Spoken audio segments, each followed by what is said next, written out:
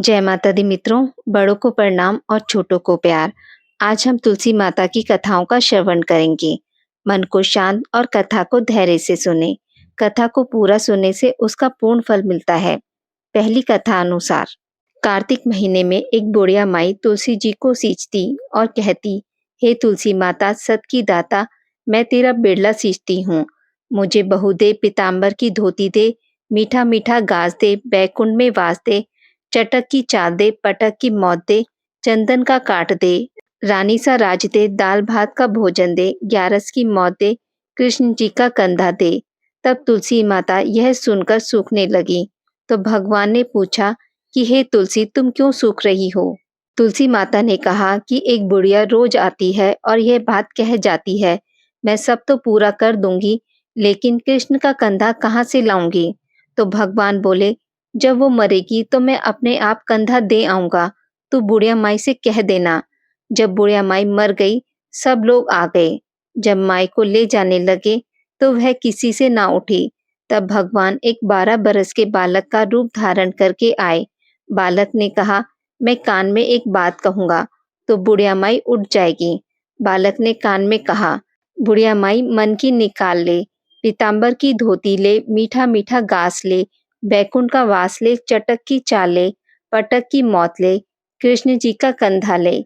यह सुनकर बुढ़िया माई हल्की हो गई। भगवान ने कंधा दिया और बुढ़िया माई को मुक्ति मिल गई। हे तुलसी माता, जैसे बुढ़िया माई को मुक्ति दी वैसे सबको देना। दूसरी कथा अनुसार, एक कन्या थी।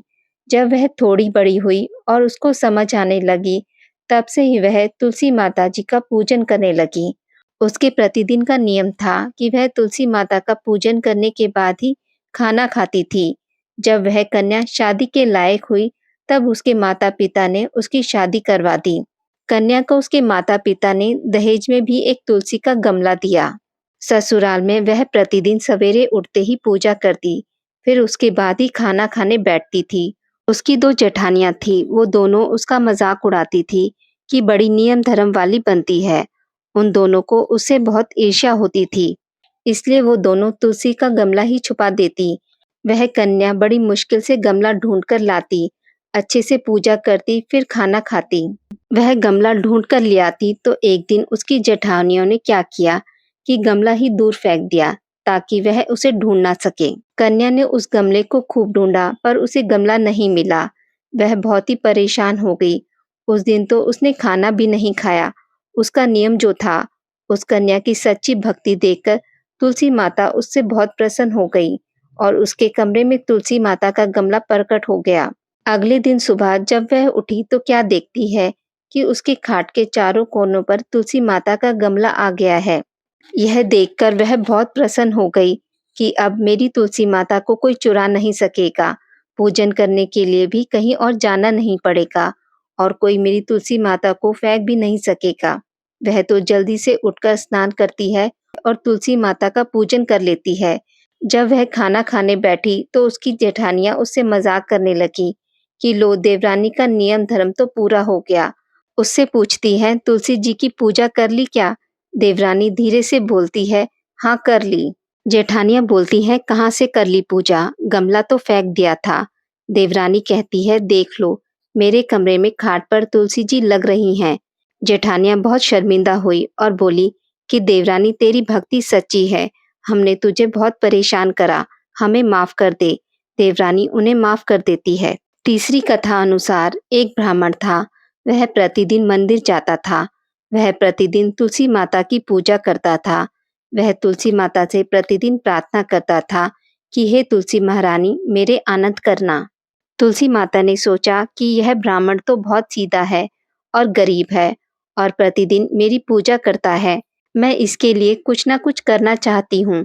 तो तुलसी महारानी एक कन्या का रूप बनाकर बैठ गई और उस ब्राह्मण को बोली कि ब्राह्मण, मैं तेरे घर आना चाहती हूँ। ब्राह्मण ने सोचा कि 6 लड़कियां तो मेरे पहले से ही हैं और 7 लड़कियों का मैं कैसे पालन पोषण करूंगा, लड़कियों की शादी कैसे कराऊंगा, मेरे पास तो कुछ ऐसा भी नहीं है। यह वह विचार करके वह बहुत परेशान रहने लगा। उसको तो खाना भी नहीं भा रहा था। उसकी औरत ने कहा कि क्या बात है, आजकल बहुत दुखी दुखी रहने लग गए। तो इस पर ब्राह्मण बोला कि मैं मंदिर जाता हूँ। वहां पर एक छोटी सी सुंदर सी कन्या बैठी है और वह कहती है कि ब्राह्मण, मैं आपके घर आऊं? उसकी पत्नी बोली कि अरे, इसमें परेशान होने की क्या बात है, आ रही है तो आने दो। ब्राह्मण बोला कि पहले से अपने 6 लड़कियां तो है ही, उनकी भी हमें शादी करवानी है। तो इस पर ब्राह्मणी बोली कि अरे, तो कोई बात नहीं, अपनी 6 लड़कियों की शादी करवाएंगे, वैसे ही 7वीं की करवा देंगे। अपनी सातों लड़कियों की शादी साथ में करवा देंगे। अगले दिन जब वह ब्राह्मण मंदिर गया तो उस छोटी कन्या ने पूछा, ब्राह्मण, मैं आपके घर आऊं? तो ब्राह्मण बोला कि हाँ, चल बेटा चल। उसको वह साथ में लेकर घर आ गया। तुलसी माता के कन्या रूप में ब्राह्मण के घर आने से ब्राह्मण के घर में बहुत आनंद हो गया। घर में लक्ष्मी जी की बारिश हो गई। जब ब्राह्मण सातों कन्याओं की शादी के लिए वर ढूंढने जाने लगे तो उस छोटी कन्या ने कहा कि मेरे तो शालिग्राम जी के मंदिर में जाकर शालिग्राम जी से बोलना कि बारात लेकर आएं और मेरी 6 बहनों के लिए तुम्हारी इच्छा से वर ढूंढ लेना। तुलसी माता जी की मेहरबानी से उसके तो जेवर, कपड़ा, खाना सब तैयार हो गया और अच्छी धूमधाम से उनकी शादी हो गई और उस ब्राह्मण पर तुलसी माता खूब टूटी। हम भी तुलसी माता जी से यही प्रार्थना करते हैं कि हे तुलसी माता, जैसे आप ब्राह्मण पे टूटमान हुए, वैसे हम सब पर भी होना और जैसा आनंद ब्राह्मण के करा वैसा हम सबके करना। कथा को कहने वाले, सुनने वाले और हुंकारा भरने वाले पर भी अपनी कृपा करना। आज की इस वीडियो में बस इतना ही। मित्रों, अगर आपको मेरी वीडियोस पसंद आती हैं तो उसे लाइक और शेयर ज़रूर करें और पूजा पाठ से जुड़ी जानकारी के लिए मेरे चैनल को सब्सक्राइब करना ना भूलें। धन्यवाद।